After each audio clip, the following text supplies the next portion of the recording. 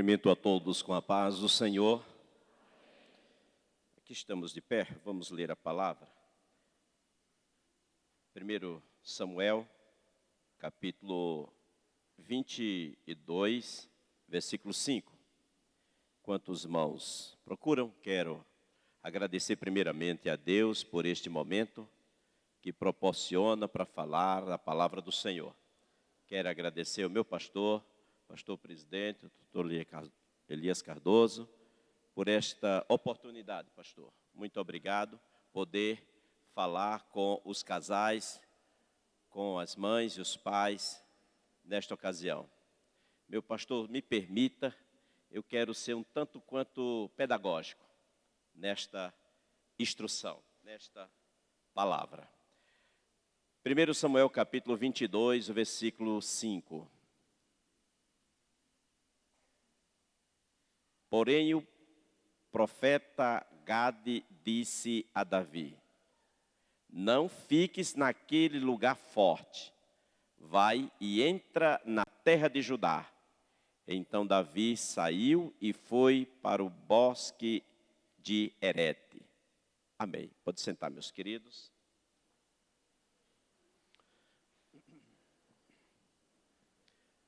A leitura que o pastor presidente fez no Salmo 128, muito interessante o salmo, aquele salmo que fala da família. Eu faço aqui minha introdução através do versículo 3 daquele salmo, onde o salmista ele fala sobre 3 momentos dentro do Salmo 28, no versículo 3. Primeiro momento, ele fala de uma relação do homem que teme a Deus. Uma relação entre ele e a sua mulher. A tua mulher. No meio do versículo, ele fala de uma outra relação deste homem. A relação deste pai com os seus filhos. E no final do versículo ele fala da terceira relação. A relação que diz o versículo: a tua mesa. Primeiro a tua mulher, segundo os teus filhos, terceiro a tua mesa. Nos dá a entender que se o homem que teme a Deus, ele deixar de temer a Deus, ele corre um grande risco de perder o relacionamento com a sua esposa. E não será mais saudável este relacionamento.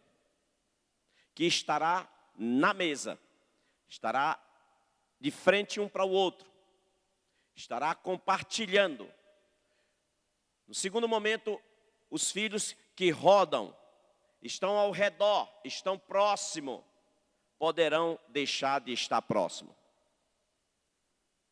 E em terceiro momento da relação, se ele perde a esposa, se ele perde os filhos, vai ficar só ele e a mesa. Fica uma relação objetal, porque a mesa não abraça, a mesa não responde, a mesa não desenvolve afeto, a mesa ela não tem sentimento. A mesa, ela é um objeto inerte, a mesa não respira, a mesa não vai corresponder aos sentimentos que esse homem necessita.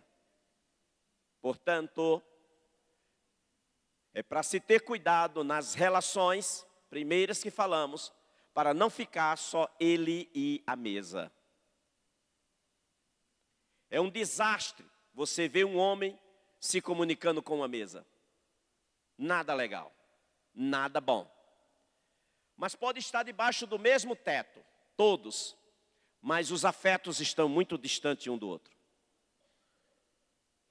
De marido que perdeu esse elo, esse afeto, essa ligação com a esposa, pode estar dentro de casa, mas estão distantes.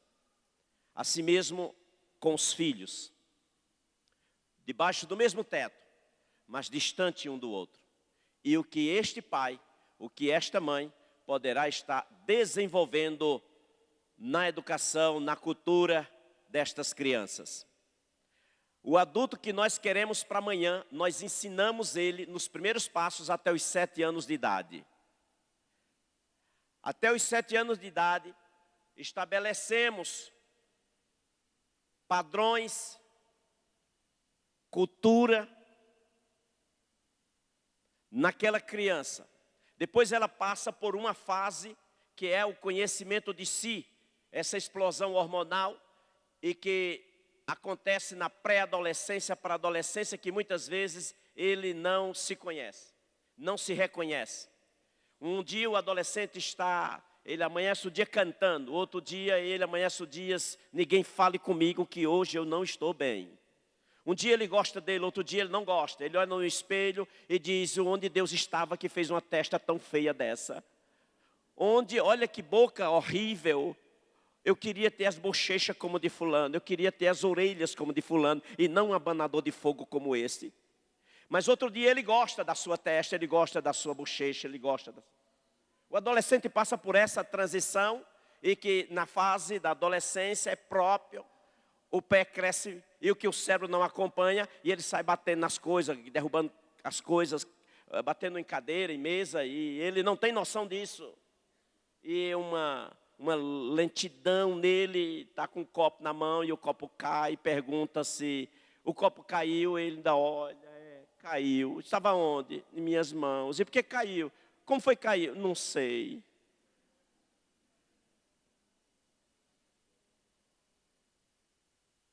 Mas muitas vezes nós não temos esse bom relacionamento.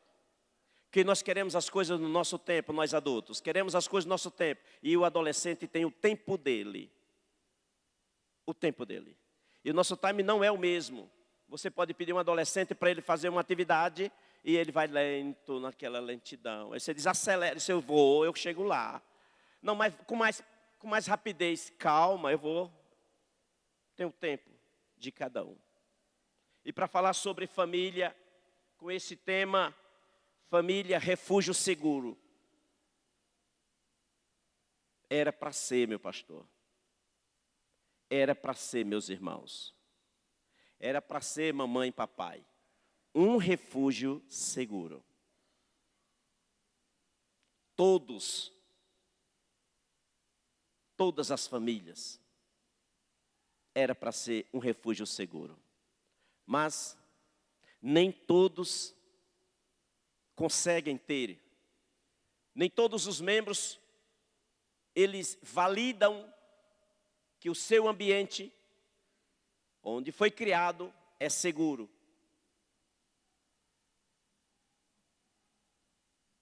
Seja dito por adolescente, por jovens e até por adultos que já saíram de casa. E quando olha para trás, sente uns saudades ou saudade de alguns momentos, mas de outros dói até em lembrar por algumas situações. Acontece que quem constrói família é porque veio de uma família. Só consegue construir família quem veio de uma família. E quem veio de uma família, quem veio da família,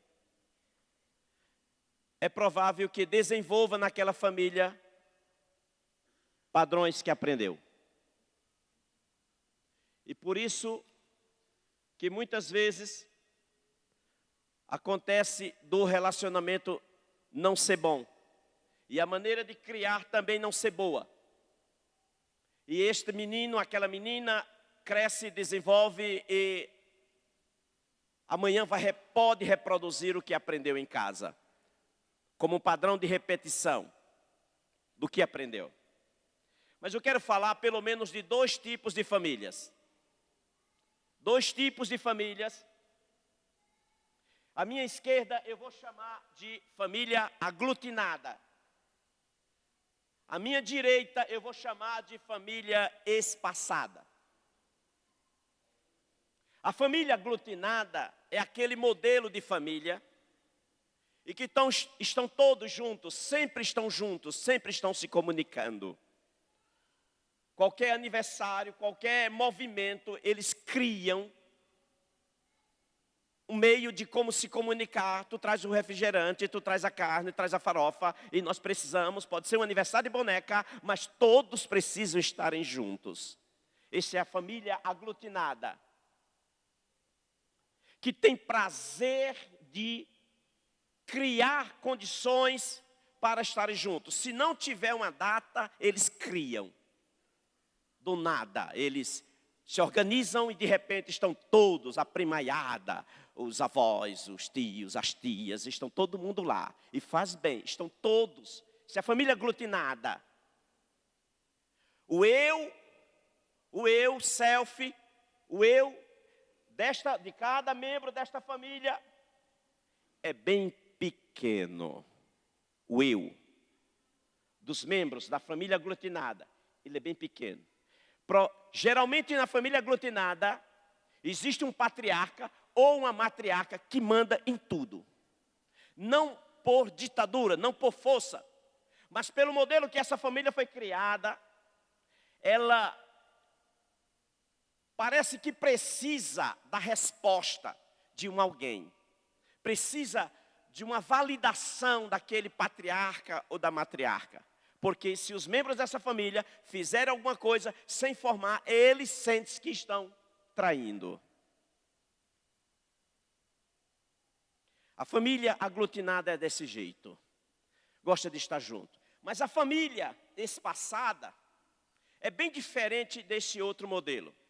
Essa família espaçada, eles só se reúnem quando é para enterrar um membro da família. E às vezes nem no Natal, nem no Ano Novo, eles não têm esse hábito. É um distante do outro e muito distante. O eu, o self de cada um é enorme. O eu é enorme. Ou seja, nesse modelo de família da minha direita, modelo de família espaçada, cada um manda em si. Cada um dá conta de si. É um desrespeito ao pai, é um desrespeito à mãe, uma falta de consideração aos irmãos, não se comunica. Outro dia estava no centro da cidade e numa calçada encontrei um amigo, começamos a conversar.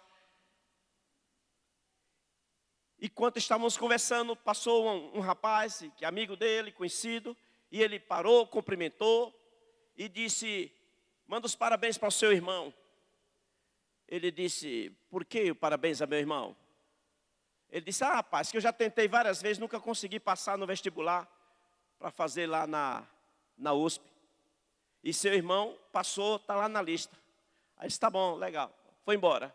Quando ele deu as costas, ele disse para mim: eu nem sabia que meu irmão estava estudando, enquanto mais que ele tinha passado no vestibular. O nível de distanciamento dos membros dessa família, todos debaixo do mesmo teto, mas é o modelo da família que é espaçado. Não tem esse negócio de estar comemorando datas, de estar em final de semana juntos, de aniversários juntos. Não, os aniversários passam e eles não estão nem aí, que não faz sentido, porque não foram criados dessa forma. Agora vem comigo. Vamos dizer aqui que um rapaz dessa família aglutinada casa-se com uma moça dessa família espaçada. Um é mais voltado ao sentimento, ao toque, ao abraço, a beijo. O outro diz: não precisa disso não. Para que isso? Sai para lá, vai, afasta. Esse grude não gosto. Eu não precisa disso. Eles se casam, vão à lua de mel, digamos, um sábado viajam, no outro sábado já estão aqui. E aí ele diz: meu amor, eu preciso ver a mamãe. Disse: como, você está doido? Nós vimos ela sábado, estava no casamento, mas já faz 7 dias que eu não vejo a minha mãe. E o que é que tem? Não preciso ver minha mãe, eu tenho que ir lá na casa da minha mãe. Vamos na casa da mamãe, vamos na casa da mamãe, vamos na casa da mamãe. Ela disse: meu Deus do céu, você parece um menino. Vai querer ir na casa da mamãe, tem 8 dias que nós saímos de lá. Ele é da família aglutinada. Ela é da família espaçada. Parece que quanto mais distante, melhor. Você está muito próximo de mim, sufoca o meu eu. que o eu dela é enorme. Ele precisa estar próximo dos seus familiares, para ele se sentir um pouco mais seguro. O que este casal precisa entender é que nem ela trazer 100% da bagagem da família de origem e nem ele trazer 100% da família de origem. Eles dois precisam sentar e construir a identidade do casamento deles. Nem a bagagem de um, nem a bagagem de outro, mas construir a identidade deles. Porque vão passar para os filhos a partir da identidade deles. Os filhos pouco recebem da identidade dos avós, recebem uma porcentagem da genética, mas do comportamento é dos pais. E se este casal não passar para os pais, passar para os filhos, alguém vai passar. E como passará? Como passará? São os avós que vão passar a educação, a cultura. Não, avós não é para educar, não. Não é função dos avós. Avós é para curtir. Os avós é para curtir. E não dar regra, limites. Os filhos gostam muito da casa dos avós, porque na casa dos avós pode tudo. Pode pular no sofá, pode comer doce à vontade. Não tem limite. E os avós, na maioria deles, têm culpa. Eles sentem culpa se eles não cederem o que as crianças querem. Parece que um sentimento de culpa. E você sabe por que os avós deixam as crianças à vontade? Muitos avós, claro. Deixam as crianças à vontade. É uma culpa inconsciente que tem nos avós.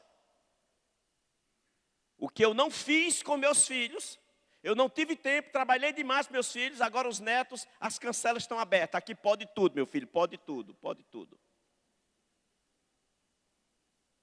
É uma compensação da culpa. Eu trouxe um objeto aqui. Eu pedi permissão ao meu pastor para ser didático. Eu trouxe meu saco de cebolas. É um pano de chão e eu dobrei, costurei e fiz meu saco de cebola para conversar com o povo. Esses fios, ele é bem frágil. Bem frágil. Ele quebra fácil. Meu saco de cebola. E por que eu o trouxe? Para falar sobre a sua família e a minha também. Este saco de cebolas, ele tem uns fios na vertical, representando a relação dos pais. Mas ele se fortalece porque ele tem uns fios na horizontal e que eles se cruzam. Eles, como sozinhos, são fracos. Quando eles se cruzam, eles se fortalecem. Por isso que consegue segurar o peso das cebolas. Por que trabalho com cebola? Porque cebola tem camadas. As camadas da cebola, para falar da primeira infância, da segunda infância, da terceira infância, da adolescência, da juventude. Mas eu não vou tirar para falar sobre cebolas hoje. Mas eu quero falar dessa relação dos pais. Se os pais não estiverem bem afinados, integrados, unidos, ter uma conversa sadia, se for ao contrário, os filhos veem, os filhos ouvem e os filhos sentem. E que os elementos do mundo externo, desse mundo aqui da residência, do lado de fora, se eles percebem que os fios aqui são fracos, alguma coisa vai entrando do mundo externo para o mundo interno, porque os fios vão se quebrando, porque não existe consistência, não existe conversa. Quando não existe respeito, quando não existe consideração, algo do mundo externo, ele faz o buraco e eles adentram lá no meio da família e eles conseguem roubar o marido ou a esposa ou leva alguns filhos, criança, para o mundo externo. Por quê? Porque uma lacuna se abriu nesse conjunto, nesse contexto de família. O pai é o guardião, a mãe é a guardiã. Eles é que têm que defender esses pequenos que estão lá. Mas se a fenda, o buraco abriu, é porque os pais se afastaram um do outro, do objetivo, no processo. Porque esses pais se afastaram dos seus filhos, deixaram eles andar com quem eles querem, deixaram eles ficar fora de casa o tempo que eles querem. Não deveria ser assim. Não deveria ser assim. Uma dica aos pais. Quando o seu filho adolescente principalmente, ele troca a noite pelo dia, logo, como profissional eu entendo, esse pai ou essa mãe perdeu a autoridade. E essa pirâmide da hierarquia inverteu. Quem manda em casa é o filho ou é a filha, porque foi invertido. Era pai e mãe que mandava. Mas aí alguma coisa foi acontecendo e inverteu. Existe pais hoje que sofrem, porque eles deixaram o lugar deles, a função deles dentro de casa, porque o filho ou a filha agora está trabalhando e traz alguma coisa para casa. E aí ele faz alguma imposição, paga isso, paga aquilo outro, e isso vai subindo para a cabeça, e aí daqui a pouco quem manda na casa é aquele menino, aquela menina que ontem estava no colo. Quando ele troca a noite pelo dia, quando ele dorme do dia e fica acordado à noite, dá a entender que pai e mãe não tem nada a ver com a minha vida.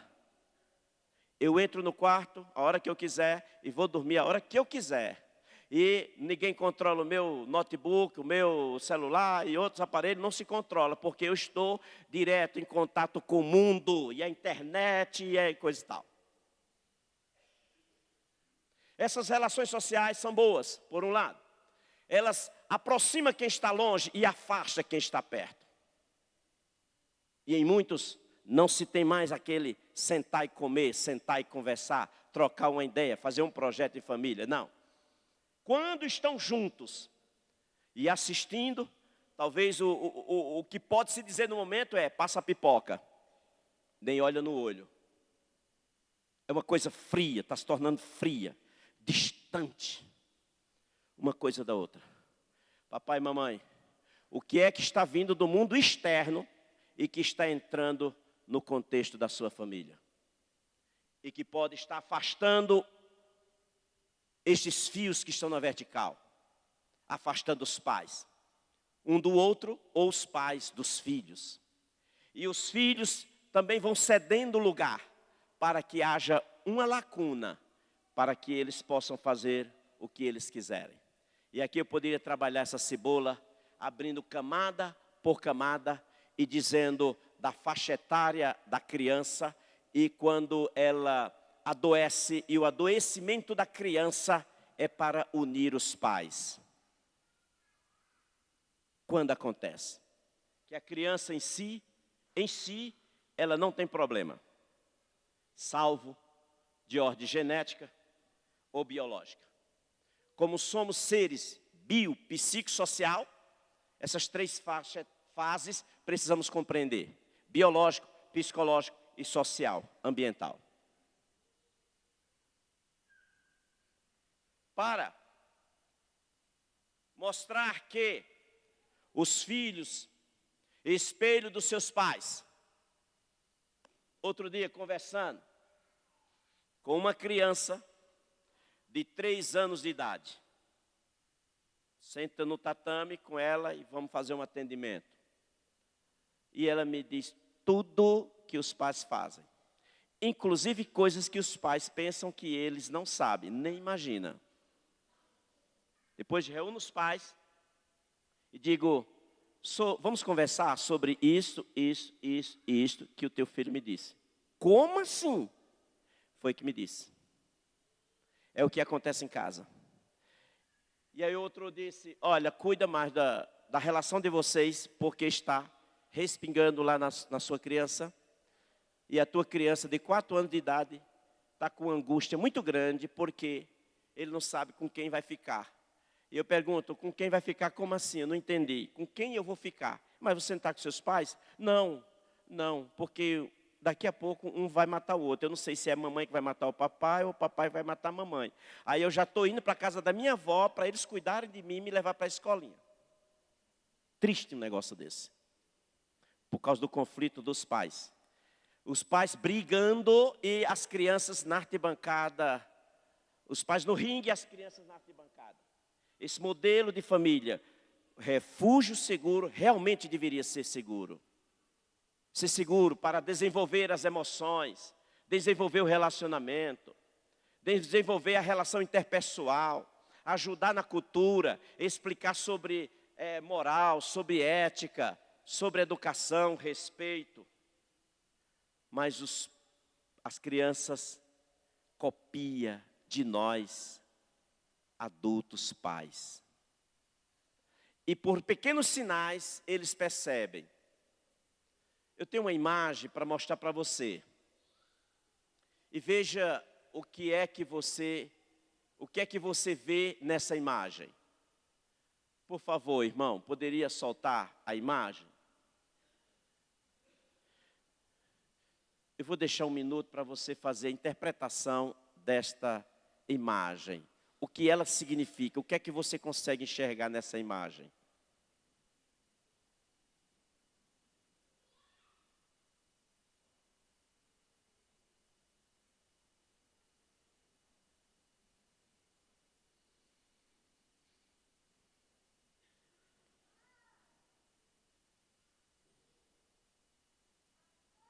Ela não tem som, é só imagem. Dá para perceber alguma coisa?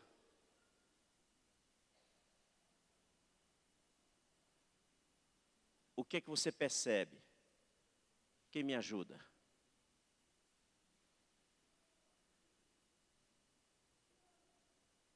Alguém falou? O que é que você percebe dessa imagem?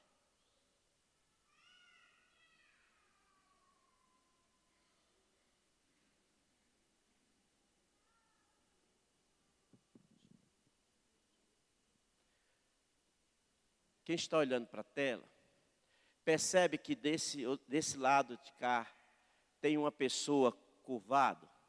Dá para perceber? Tá, esta aqui uma mulher.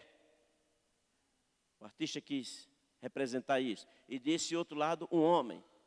Mas você percebe que eles estão de costas um para o outro?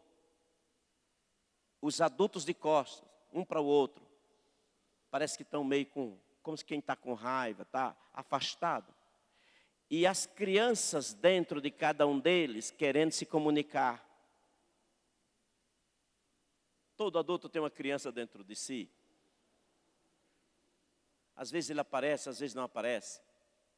Aparece às vezes com birra e etc. Mas olha, este casal, digamos, esse casal está brigado. Mas dentro, no interior, no eu de cada um, ele quer se comunicar. Quais são as barreiras que afastam estes adultos e as crianças querendo se comunicar? A criança dentro de cada um querendo se comunicar. E quando eles estão assim, as crianças literalmente percebem. E elas podem desenvolver uma angústia de separação. A criança desenvolver uma tristeza de que vai ficar só, desamparada. Quando o casal se permite no relacionamento com o outro, estreitar essa distância, se permite aos afetos, à compreensão, ao projeto, essas crianças, elas facilmente se comunicam. Mas, como está na imagem, muitos casais estão assim. Infelizmente, alguns com esse comportamento, 3 dias, 8 dias, 1 mês. E como cristão, não deveríamos permitir isto. Como cristão, não poderíamos aceitar isto. Mas é cada casal que se relaciona. Estou falando para a família, por isso que eu estou entrando em vários assuntos. Mas o casal é que precisava se encontrar, e não as suas crianças dentro de cada um de si, com um maior esforço para atingir o objetivo do adulto. Obrigado pela imagem, irmão. Eu quero te falar sobre o não e o sim como característica da comunicação com esse casal, na imagem apresentada. O não, ele protege. Mas o mesmo não que protege, ele abandona. O sim protege. Mas o mesmo sim que protege, ele abandona. Como isso? Quando eu digo não para você, eu estou dizendo sim para mim. Eu estou cuidando de mim. Eu estou me protegendo quando eu te digo não. E sofre, abre parênteses, sofre muito as pessoas que não conseguem dizer não. Fecha parênteses. Deveria desenvolver mais esse ato do dizer não e não sofrer. Vamos lá, vamos voltar aqui. O sim e o não como característica da comunicação. Você diz para o membro da sua família, o seu cônjuge, o seu filho, ou quem mora com você. Você diz não. Esse não que protege é o não que abandona. Porque quando você diz não, protege a você, mas abandona o outro. O outro pode se sentir mal com o seu não. O sim, quando eu digo sim para o outro, eu estou dizendo não para mim. Agora, nem o sim, nem o não. O nim. Isso mesmo você ouviu, nim. Quando é que desenvolvo o nim? É quando eu digo não, mas eu queria dizer sim. E eu não consigo. Eu queria dizer sim, mas eu digo não. Quando eu quero dizer não, e não tenho força, não tenho ânimo, não tenho coragem, porque eu penso no outro que vai se sentir abandonado se eu disser não, eu acabo fazendo coisas que eu não queria fazer. Eu acabo dizendo o que não queria dizer.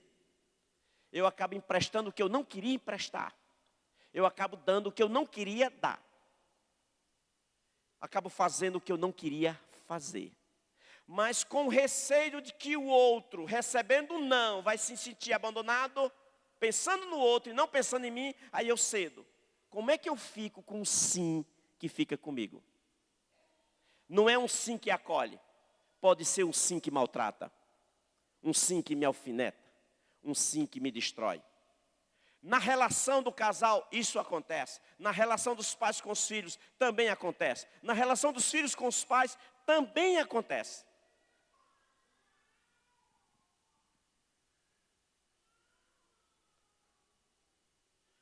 A sua relação, como é que está? Com sim, com não e com nim.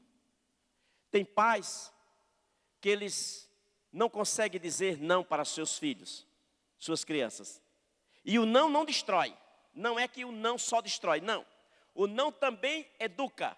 O não também ensina a dar limites. O não, ele ajuda a compreensão do respeito. O não também educa. O não também constrói. Então, é um momento que você vai dizer não. Porque precisar dizer não, não. Mas vai espernear, vai chorar, que chora, daqui a pouco passa. Porque tudo por tudo for sim, você vai destruir essa criança, esse pequeno ser. Você pode destruí-lo, você pode não educá-lo. Quando é que muitas vezes os pais não conseguem dizer não, e é sempre que libera para o que quiser. é porque provavelmente esses pais foram muito presos, foram muito maltratados e queria liberdade e não tinha. Então agora que eu tenho meus filhos, aí eu abro as cancelas e dou liberdade total para esses filhos. Não vai fazer bem para esta criança.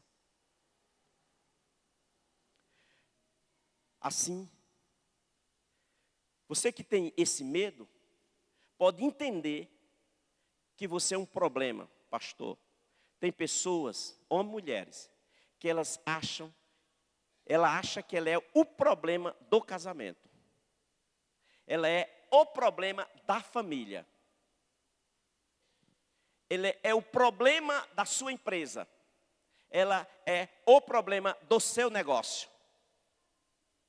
Um erro de interpretação.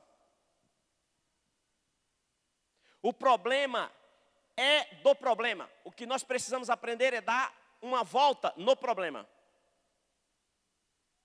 Pastor, mas não tem problema. Tem. Deixa aqui te dizer.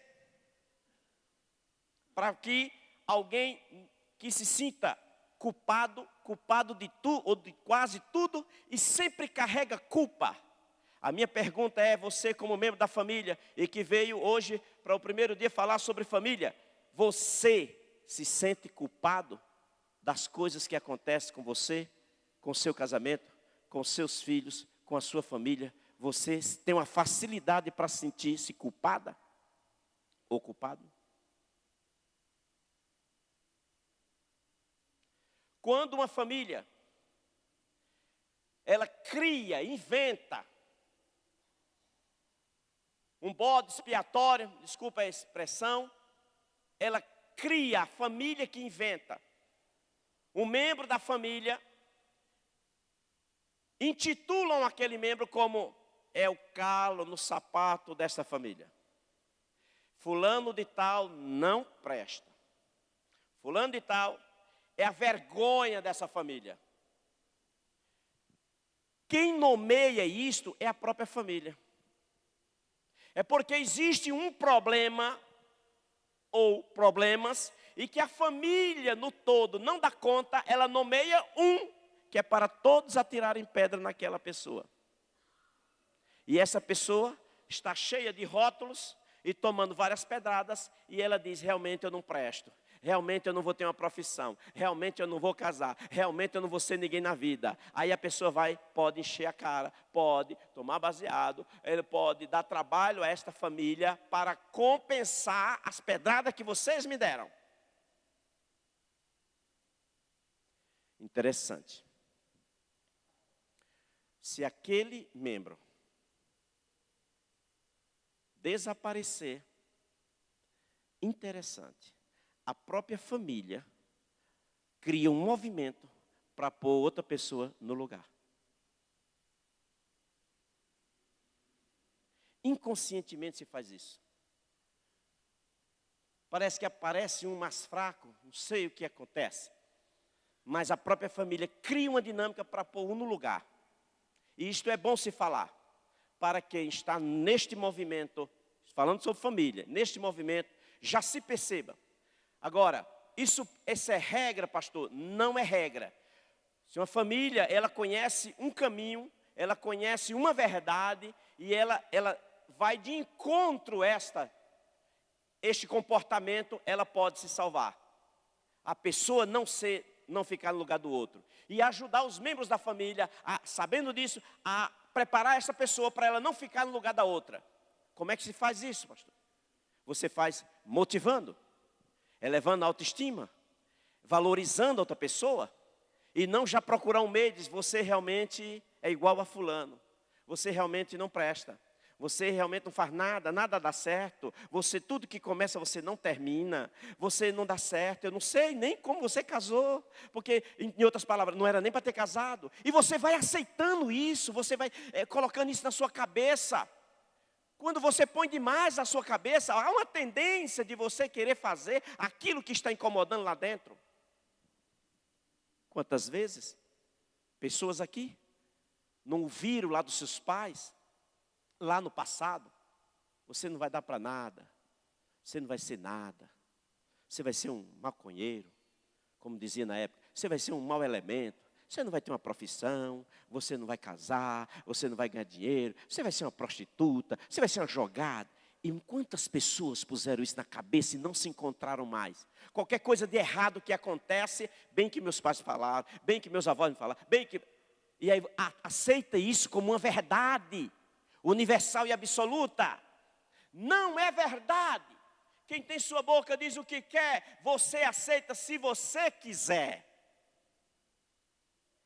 Alguém disse que você não presta, eu vou mostrar para a pessoa que eu presto. Eu vou mostrar que eu sei, eu vou atravessar essa barreira, esse distanciamento, eu vou vencer. E você consegue, vai vencer. Você não é o problema. Se você nesta noite sai daqui pensando nisso, para mim já valeu. Você não é o problema. Você não é o problema. Você tem problema. Posso fazer uma metáfora aqui?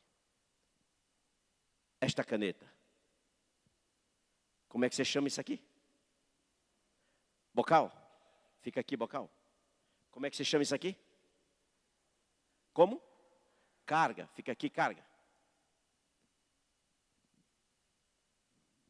Como é que você chama isso aqui? Tampinha. Fica aqui, tampinha. E esse aqui eu chamo de você. Você não é o problema. Você não é o problema da sua empresa. Você não é o problema do seu casamento. Você não é o problema da sua família. Você não é o problema da sociedade. Você não é. Você tem problema. Porque você não é o problema não significa que você não tenha que resolver o seu problema. Crie estratégia para resolver os seus problemas. Um por vez. É compreender que está afastado entre você e seus problemas não são a mesma, não é a mesma pessoa, não, é afastado. Você é um ser e que você não veio com problema. O problema foi adquirido na caminhada. E até que internalizou. Mas se você quiser, você tira da sua mente que você é o problema. E eu espero que eu te ajude hoje. Você é o problema, irmão? Você é o problema, irmã? Não. Você tem problema? Todos nós temos. Cada um do seu jeito, uns mais, outros menos. Um de mais intensidade, outro de menos intensidade. Mas porque você não é o problema, não significa que você não vai criar estratégia, caminhos para resolver o seu problema. Você vai resolvê-los, que eles são seus. Mas você é o problema? Quando entende isso, que é o problema, você fica sem força para resolver. Você não consegue abrir a mente e criar estratégias para resolver o seu problema. É seu o problema. Não dá para jogar para debaixo do tapete, nem transferir para outro. É você que tem que resolver, então é você que tem que resolver. Mas não diga mais que você é o problema, não diga mais não. Porque se você disser, você está fortalecendo a ideia que alguém criou sobre você, que você não é capaz, que você não tem condições, que você não consegue levantar a cabeça, que você não pode ter vitória, que você não vai conseguir atingir seus objetivos, que você não vai alcançar onde você quer chegar. Mas entenda que você pode, que você vai conseguir, que você vai criar estratégia, você vai criar caminho, e você vai chegar lá, e você vai cantar o hino da vitória, e você vai levantar a mão e agradecer a Deus que você conseguiu. Por que você vai conseguir? Porque você não é o problema. Você tem o problema. E se você tem o problema, não encruza os braços, vai resolvê-los. Estrategicamente, um após o outro, e você vai sair do outro lado. Então, poderíamos trabalhar cada um desses objetos aqui, membros da caneta, como é o nome da tampinha, qual o nome do problema. Meu problema é, sei lá, ciúmes. Então vai trabalhar o ciúme. Vamos trabalhar o ciúme. O outro, como é o nome do outro problema? Não sei. Nomes, aí você cita o nome, o outro, e aí você vai trabalhando um após o outro. Saul queria matar a Davi. Nesta ocasião fizemos a leitura, Davi não está no palácio. Ele apresenta-se aqui no capítulo 22 de 1 Samuel como fugitivo. Ele está fugindo de Saul que quer matá-lo. O rei quer matá-lo. E ele foge, ele aparece aqui com o título de fugitivo. E ele está lá na caverna de Adulão. Fugindo. Depois, ele vai lá no versículo 3, ele vai lá para Mispa. Quando ele está em Mispa, que é lugar seguro, lugar de fortaleza, Deus manda o profeta lá para falar com ele. E o profeta chega para Davi em Mispa. Versículo 5 diz: porém o profeta Gade disse a Davi: não fiques naquele lugar seguro. Vai e entra na terra de Judá. Eu imagino aqui, coisa minha. Eu imagino que Davi deve ter dito: não acredito, Deus, que o Senhor está mandando eu ir para Judá. Se eu já estou fugindo de Saul, e Judá é terra que quem comanda é Saul, então eu vou para a boca do lobo? Eu vou morar com pessoas que querem tirar a minha vida? Foi Deus que mandou, vai. Ele fugiu. E diz o texto que ele atendeu. Ele saiu da cidade forte, lá em Mispa. Final do versículo 5. Então Davi saiu e foi para o bosque de Herete. Lá no território de Judá. Deus mandou ele para perto de quem queria matá-lo. Deus tem o seu jeito de esconder. Deus tem o seu jeito de proteger. Deus tem um jeito de levantar a tua autoestima. Deus tem um jeito de fazer você entender que não está perdida aquela causa. Deus faz você entender pela palavra, pelo Espírito Santo, que aquele que esse desgaste do casamento tem como se resolver. Deus faz você entender que ainda resta uma esperança. Deus faz você entender que não é para baixar a cabeça. Deus faz você entender que dá para cantar ainda o hino da vitória. Se não está dando hoje, mas você está ensaiando para cantar lá na frente. O hino da vitória com teus filhos, da vitória com teu casamento, da vitória com os teus negócios, da vitória dos teus projetos, dos teus sonhos.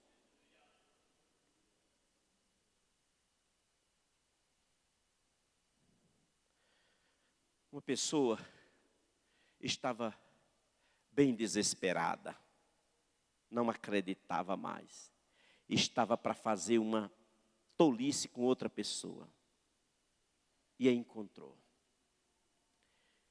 e disse: foi bom te encontrar, porque eu estou indo, e relatou, trêmulo, estou indo fazer tal besteira, vou porque eu não suporto mais, estou por aqui, eu não aguento mais, todos os limites. Me diga uma palavra só. Me diga uma só palavra. Eu me senti bem apertado diante da situação. Me diga uma palavra só. Eu pensei na rua, vou fazer uma oração por essa pessoa aqui agora. Ele disse: não, eu não vou querer. Não vai querer o quê? O senhor vai querer orar por mim? Eu disse: vou orar por você. Senão eu não quero oração. Eu já estou definido o que eu vou fazer. Eu só quero que o Senhor me dê uma palavra. E a única coisa que eu pude dizer para aquela pessoa naquele momento, para não fazer uma besteira com outra pessoa, foi que eu disse assim: pastor, conte com a ponta da sua língua quantos dentes você tem na boca.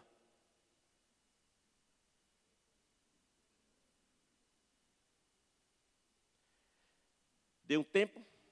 Já foi contando com a ponta da língua. O que era que eu queria com isso? Dar um freio na emoção da pessoa. Me veio isso na cabeça aí, foi no momento.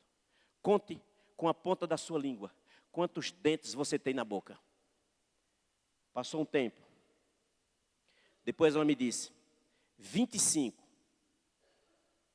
25. Eu digo, agora eu vou pôr dúvida. Você tem certeza que tem 25? Aí deixa eu contar de novo.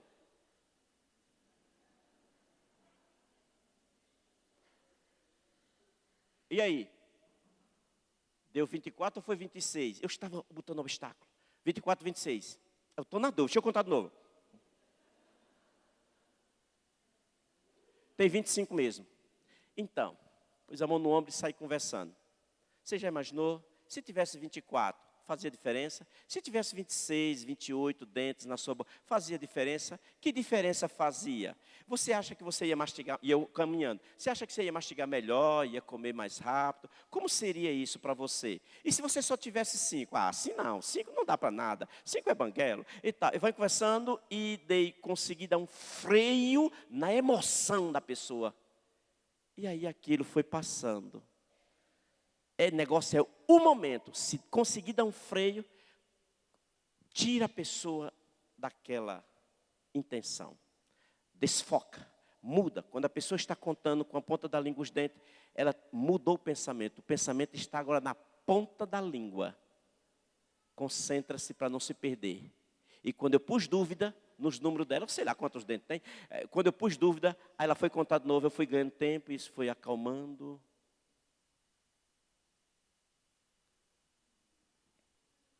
Deus disse pelo profeta, vai para Judá. Eu espero que você, com esses elementos, estas informações, você vá lá para Judá. Volte para sua casa e desenvolva outro tipo de comportamento. Desenvolva outro tipo de fala. Desenvolva outro tipo de afeto. Diga que ama, abrace, converse. E você volte para Judá. Você veio hoje cultuar. Está cultuando, vai para Judá. É onde você vai fazer a diferença. É lá debaixo do seu teto. É com os seus. Mas eu, pastor, estou por aqui. Não fica por aqui. O não que protege é o não também que acolhe. Então, saiba dizer diferente. Você não dizia que te ama, então diga que te ama, que ama. Você não abraçava, abrace. Você não saía junto, saia junto. Deixou de fazer há tempos o que vocês faziam e gostavam, passeavam, conversavam, tratavam em assunto, então volta a fazer. Deus disse para Davi, vai para Judá, saia da cidade forte, dessa fortaleza do pensamento, do sentimento, que achando que você está certo. Não, eu não vou me reclinar porque eu estou certo. Eu não vou me humilhar porque eu estou certo.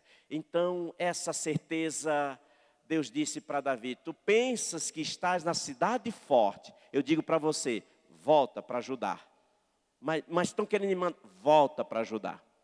Volte para casa, abraça aquele filho, abraça aquela filha, antes que seja tarde. Agur, lá em Provérbios 30, ele disse, há uma geração, já vou encerrar, há uma geração que amaldiçoa seu pai e não bendiz a sua mãe. Há uma geração que amaldiçoa seu pai e não bendiz a sua mãe. Quem é que diz, que geração é essa? Filhos. Filhos. E o que foi que aconteceu? Quando a criança, é um terreno fértil. Nós, adultos, semeamos uma semente nesse terreno fértil. Esquecemos que semeamos. Essa semente brota, cresce. Quando está na idade jovem, adulto, poderá desenvolver comportamentos e que não gostaria. É aquilo que eu tenho, me incomoda, incomoda o outro, eu quero me livrar, mas eu não sei como. E aí pode até precisar de ajuda para isso. E não associa que este comportamento é por causa daquela semente. Mas quem semeou já esqueceu. E quem está hoje dando fruto com esse tipo de semente, não sabe de onde isso vem. Mas vem lá, pode vir lá daquela fase que foi semeada. Ensinos mal adequados. Ensinos, educação mal dada. O ambiente contaminado. E a criança cresce com isso. Deus abençoe. Que o Senhor ajude a igreja do Senhor. Obrigado, pastor, por essa oportunidade. Você, quando tiver num desespero, com a ponta da língua, você conte quantos dentes você tem. Deus abençoe. Obrigado, pastor.